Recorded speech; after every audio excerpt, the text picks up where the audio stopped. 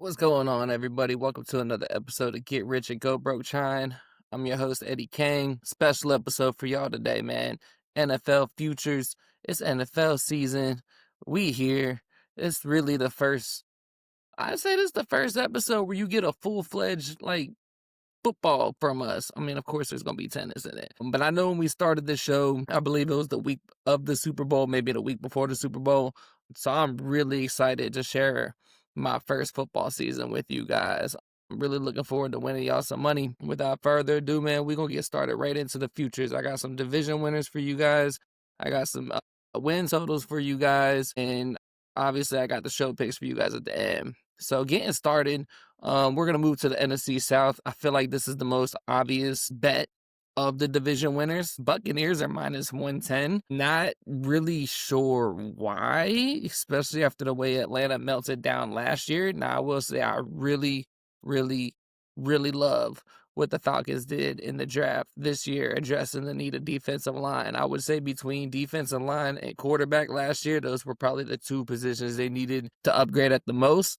Looking forward to see what Michael P. Nix Jr. does this year. But until Tampa loses division, I believe it's been like 4 years straight now, maybe 5. They are the most stable roster in the division. Defense keeps them in the lead. You got the Saints who are tanking. We're going to get to them later. I like what Carolina's doing. I'm not a believer yet. And I'm not putting any money on the Falcons until they do it. It's not a slight to them. But let's be real. They have a 2-game lead with 4 games left last year, 3-game lead with 5 games left last year. Owned the head-to-head tiebreaker with the Buccaneers, won both games, and still lost the division. So, Buccaneers minus 110, NFC South winner. Lock it, get rich or go broke shine. Second one, NFC North. I got some people that's not going to like this one, especially my people up in Detroit. I'm sorry, y'all. Close your ears. Packers, plus 170. Was a threat to win the division last year. Massive upgrade on the pass rush defense, trading 3 firsts, 2 firsts, and Kenny Clark for Micah Parsons, and was easily the surprise move of the offseason. At plus 170, they got a top 3 wide receiver core in the league, I would say, behind Cincinnati and Tampa Bay. Jordan Love's continued to grow. Josh Jacobs is Mr. Reliable. I truly believe as long as the offensive line stays healthy and there's no weird injury to Jordan Love, we could potentially see a real Super Bowl run from this team. I still love Detroit. I love their coach. I'm strictly making this bet off of a value standpoint. Parsons and the Packers, baby. I really don't know what else to say. Moving to the AFC South. I know. Everybody I've been talking to, at least, I'm not going to say everybody, loves the Texans. Good team. I don't think they're great yet. D'Amico has them boys, really moving in the right direction. But I really think Jacksonville has a really good chance to win the division this year.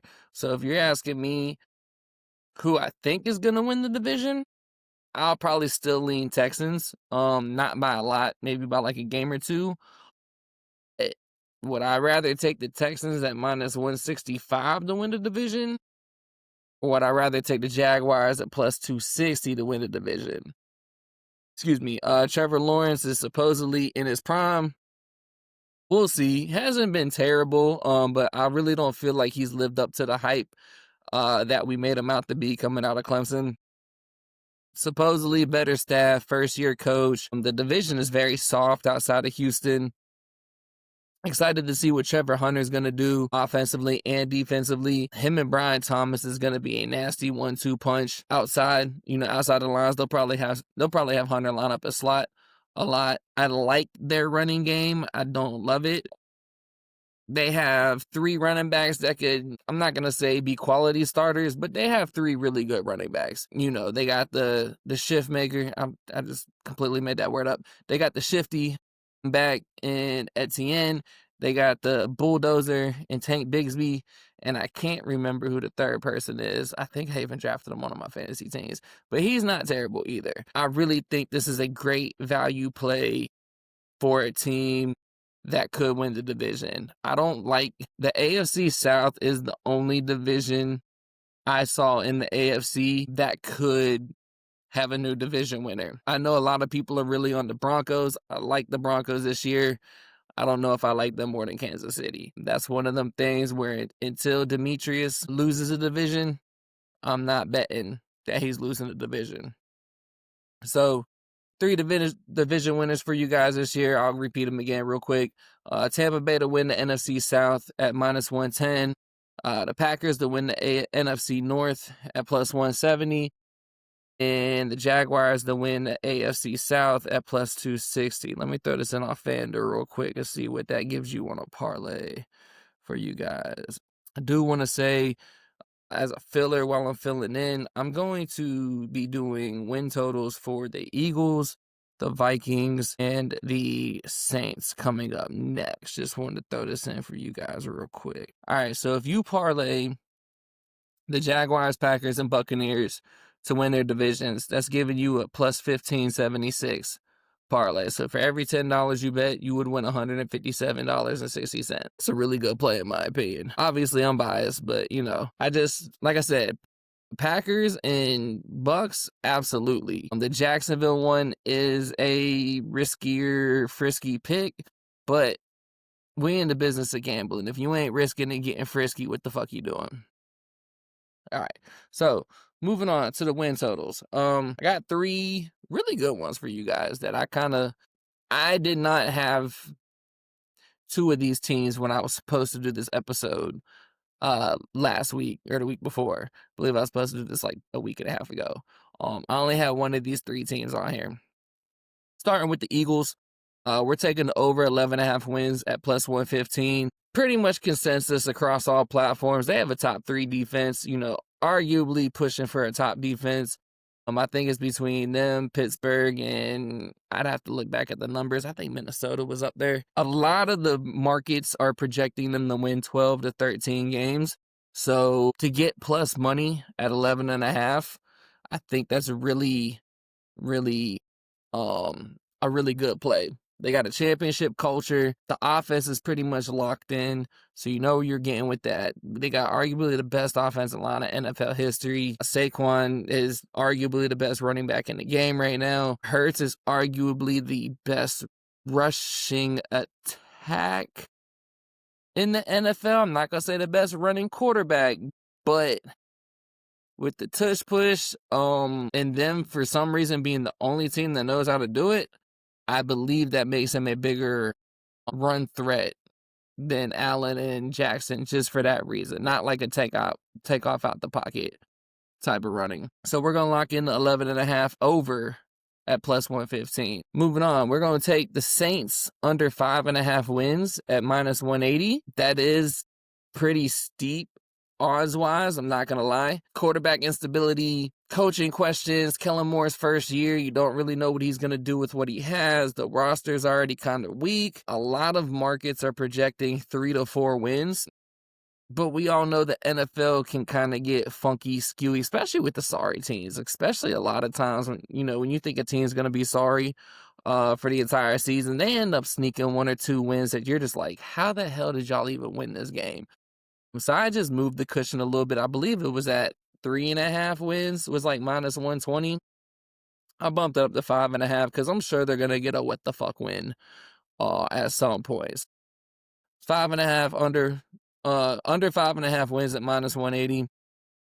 I'm okay with it. It's pricey, but it's a very strong fade candidate. Might even sprinkle a little bit extra on that one. And then our last pick, this is actually the team I've had circled on my calendar since, if you go back to our NFL free agency calendar, at the time, me and DC both love these boys.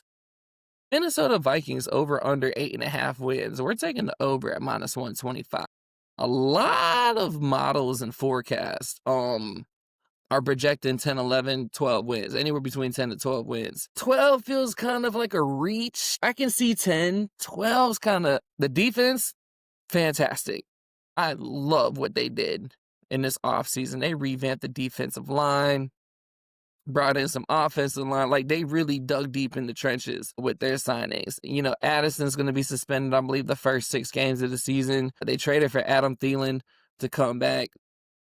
Alex Jones is their running back. Aaron Jones. I think I said it wrong. I think it's Aaron Jones. Really, their only question is, what is J.J. McCarthy going to do at quarterback? And I know he had a great year last year, but it's hard for me to imagine that he's going to be worse than Sam Darnold. Like, if Sam Darnold can do it, why can't you do it? That's really just the way, that's just the way I look at it. 8.5 wins feels very low, but I understand why they did it. And there's a lot of sharp money on the over. So, especially if they win this week, I think that's going to rise to like 10.5 wins if they win this week. If they lose this week, I think picking 8.5 is a fantastic fucking bet. That's what I got for the futures on divisional win totals. I'll go back over them at the end of the episode. All right, here's what we all here for. 2-3 last episode. Tennis did not like your boy at all last week. Pull it up. I'll actually tell you guys exactly what I had. All right, so we took Sabs under 12.5 games. And I told you guys she would have to win in straight sets for this bet to hit. Well, the good news is she did win in straight sets. The bad news is that she needed a second set tiebreaker to win the set. She won the first set, I believe, 6-1. So all she had to do was just repeat the same fucking thing. Or at least, hey, 6-2, 6-3, I'll even take 6-4. Just don't go 7-6. And, of course, she went 7-6. So we lost that one. Under 12.5 games, it fell at 13. I'll take that. Vondrousova, Paolini over 2.5 sets plus 132. I was kind of iffy on this one. I really thought Paolini needed to get the first set for this to hit. First set went to a tiebreaker. Unfortunately, Paolini did not get it. Once Paolini did not get the first set tiebreaker, she folded in the second set. Not much we can really do there. Texas, minus 2.5 over Ohio State. Very disappointing showing by my boys.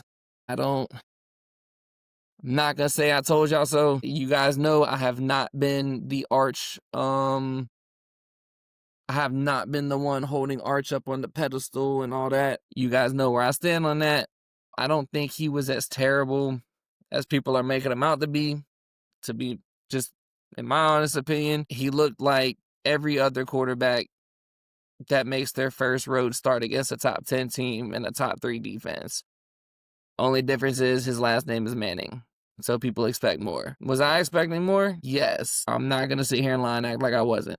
But there's a lot of people who listen to the show knows I am probably the most unbiased Texas fan there is. I was just telling my brother this, Friday night before the game. Even last year in the semifinals and the year before, like, it's always in the back of my head, like, we're going to do something to fuck this game up. We're going to do something to lose this game. And that came to fruition Saturday. Wasn't a terrible loss. It was a terrible bet on my end. Like, I take full responsibility for that. The bet was 100% biased on me. So I owe you guys for that one. But hey, that was the only football bet that we lost on the pod. Because LSU came through for us in a super fucking clutch Saturday. 17 to 14, 17 to 10. We took them on the money line plus 146. Told you guys that defense was nasty. The only question was, how long was it going to take for them to gel? 1/2. So, cash that on the plus 146 really got us some of our bread back that we lost on the other matches. And then the final match we had, the final bet we had was USC minus 21.5 at minus 106 versus Missouri State. It was 28-3 in the first quarter. When I looked, I didn't even pay attention to it after that. I believe it was 42-10 at halftime. That was probably the easiest money that we could have made all weekend, minus Georgia Tech. But yeah, 2-3 in the last show, so we are now sitting at 66, 52-3. Let me pull up my updated bankroll to see where we're sitting at now. Right, so we are now sitting at 66, 55-3 with a win rate of 54.5%, but we are still up 6.86 units. So even with the 2 and 3 show, we did not lose a full unit last episode. So for all of my bankroll watchers, if you are a $10 better, you are up $70 for the year on us, $68.63 to be specific.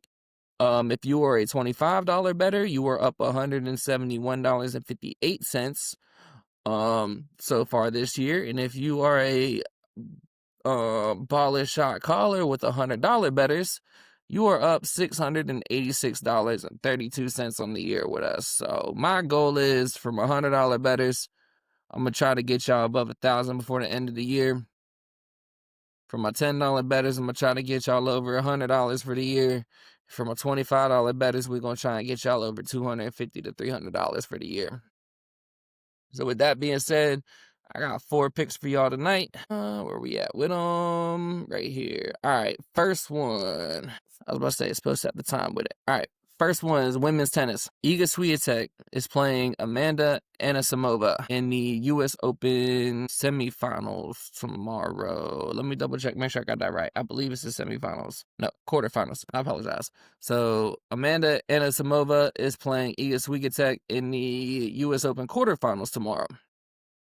Now, for those of you who have not paid attention or have not watched this episode, these two actually played in the Wimbledon final last month. I picked Amanda Anisimova to win the match, strictly because she was American. And I had picked an American to win the show. I had picked an American to win the tournament in our Wimbledon preview show that we did for you guys last month. That made me eat shit. Iga beat this woman 6-0, 6-0. When I tell you the odds on this match have been very difficult to find value in. It took me a minute, but I found something.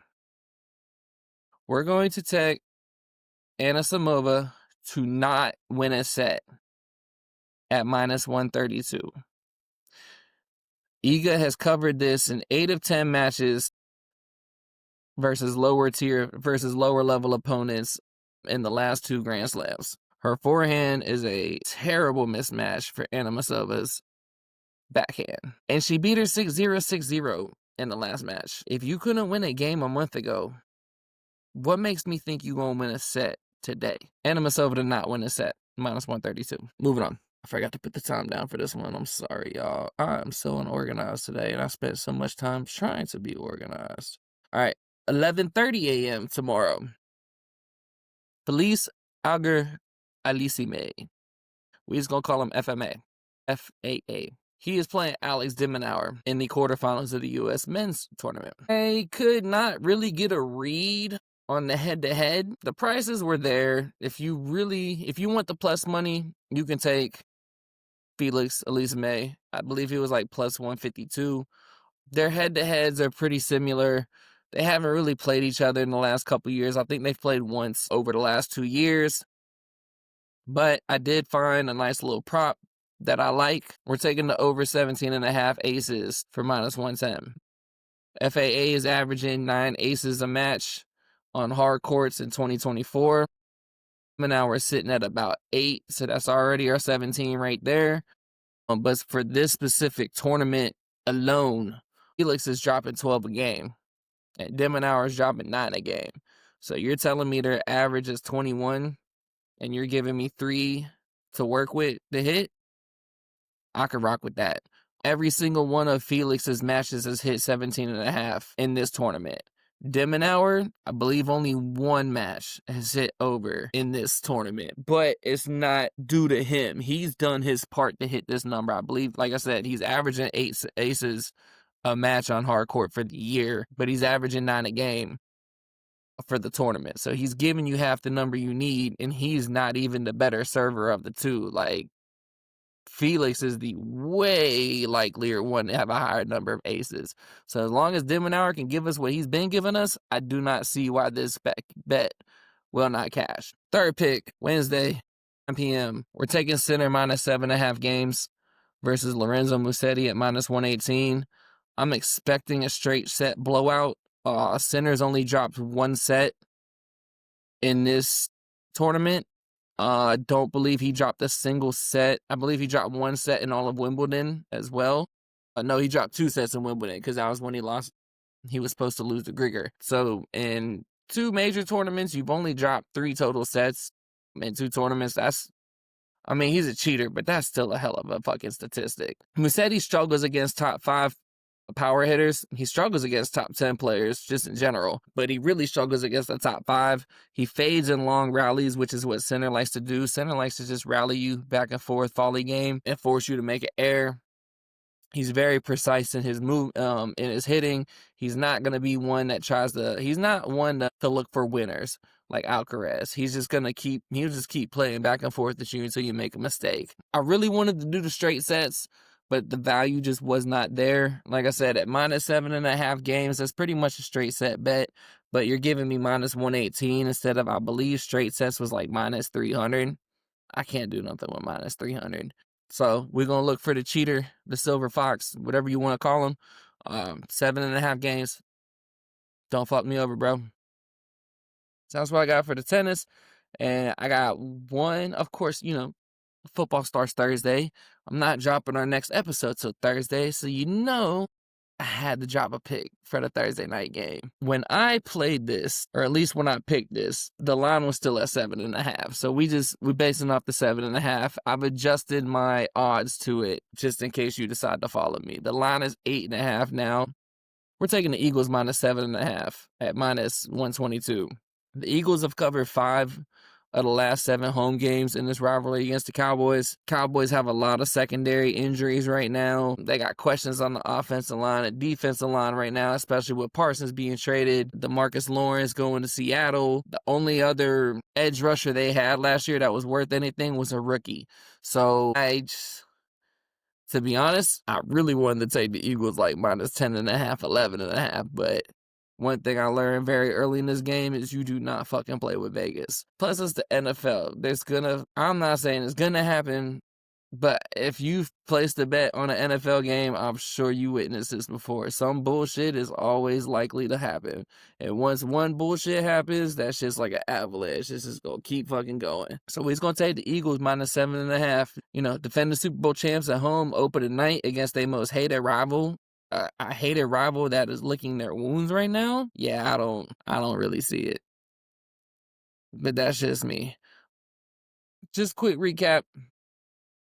NFL future division winners. We got Buccaneers -110 to win the NFC South. We got the Packers at +170 to win the NFC North. And we got the Jaguars at +260 to win the AFC South. I wish I would have dropped this last week because they had the Jaguars at +310. So I might have just cost you $5 to $50 depending on how much you bet. Win total futures, we're going to take the Eagles over 11.5 wins at +115. The Vikings over 8.5 wins at -125. And the Saints under 5.5 wins at -180. And then for the show picks, we're taking Amanda Anisimova to not win a set versus Iga Swiatek at -132. We're taking Felix Auger Aliassime and Alex de Minaur over 17.5 aces together for -110. That is at 11:30 tomorrow morning. We're taking Yannick Sinner to cover 7.5 games at -118 versus Lorenzo Musetti. And we're taking the Eagles -7.5 at -122 versus them sorry-ass Cowboys. You still have 2 days to register and enter into our free NFL Survivor Challenge. Last time I checked, I believe we were at 8 or 9 people. I can't be too mad at people not joining when I didn't do a good job of promoting it. So, if you got in, good luck to you. If not, I promise you I will do better promoting and getting people involved on the next one. As always, talk to you guys next time. Cash some tickets. Get rich or go broke time, baby.